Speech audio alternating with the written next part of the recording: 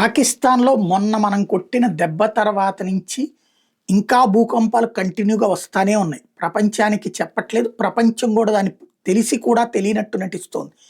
అణ్వాయుధ స్థావరాల దగ్గర జరిగినటువంటి భూకంపాలు కంటిన్యూగా వస్తానే ఉన్నాయి. తాజాగా ఓ జైలు నుండి 200 మందికి పైగా ఖైదీలు పరారయ్యారు. సోమవారం ఆ ప్రాంతంలో భూకంపం రావడంతో అక్కడున్న ఓ గోడ కూలిపోయింది.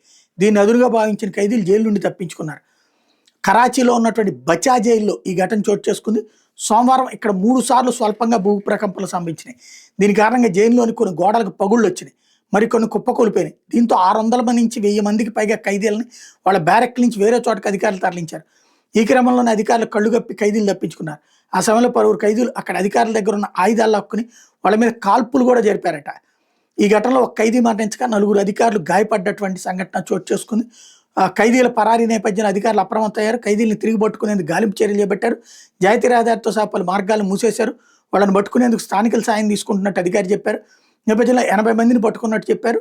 జైల్లో మాదక ద్రవ్యాల సంబంధిత కేసుల్లో నేరస్తులు పెద్ద సంఖ్యలో ఉన్నారని ఒక కీలక అధికారి చెప్తున్నారు. పారిపోయిన వాళ్ళు డ్రగ్స్ నేరస్తులు, మానసికంగా సరిగ్గా లేని వాళ్ళు ఎక్కువగా ఉన్నారని చెప్తున్నారు.